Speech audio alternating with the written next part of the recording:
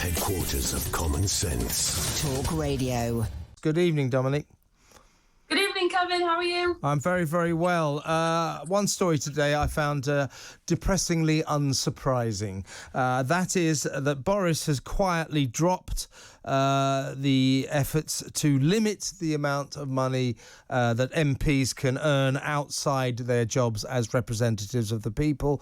In other words, they can have as many jobs as they like. They can carry on lobbying. So all of that furore after the Owen Paterson scandal back in November, when the Speaker of the House, Lindsay Hoyle, said, yes, we have to do something about this. Boris Johnson said, yes, we will. Guess what? MPs have collectively decided it will be impractical to put limits on all of this, and therefore they can carry on putting their noses in the trough. Isn't that a big surprise? Oh, it's not a surprise to me. I'm sure it's not really a surprise to you because, again, the Prime Minister loves to be liked. He, U-turned on the Owen Paterson scandal by deciding not to support him at the last minute. And now he's U-turned on this with regards to MPs exploring outside jobs. And look, I'm not completely adverse to MPs having other sources of income, whether it be, writing books, writing articles, doing speeches, etc. But my real problem is when it comes to lobbying, because there's a real conflict of interest there when you're pushing for government policy that actually seeks to benefit the MP in question financially, which is, of course, completely inappropriate. And this isn't a good look for Boris Johnson, but I think that he probably always planned to do this because of the sort of backlash that he got, probably from his own MPs as well, from flip-flopping with regards to Owen Paterson in general. And this is probably the perfect time to do it. It's not really going to be dominating the headlines. Yeah. The Guardian are the one that broke the story.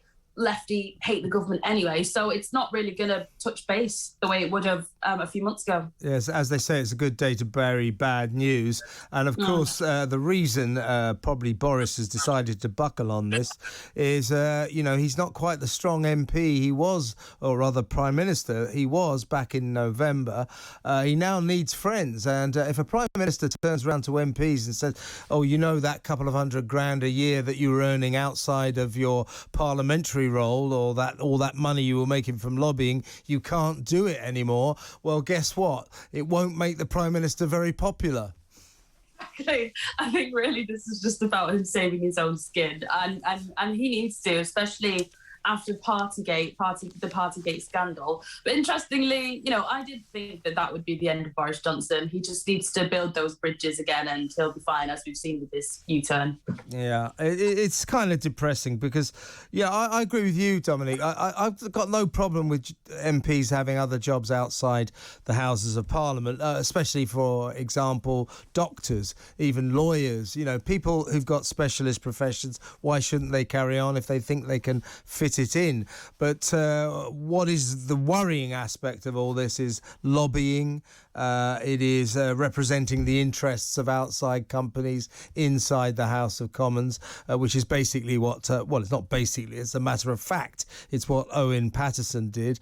And that does break the rules, but the implication is those rules are kind of bent on a regular basis.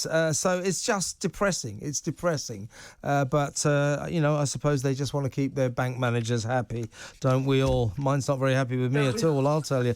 Good talk. Hot talk. Bold talk. Talk Radio. Listen on your smart speaker. Watch it live on your smart TV. The world headquarters of common sense. Talk Radio.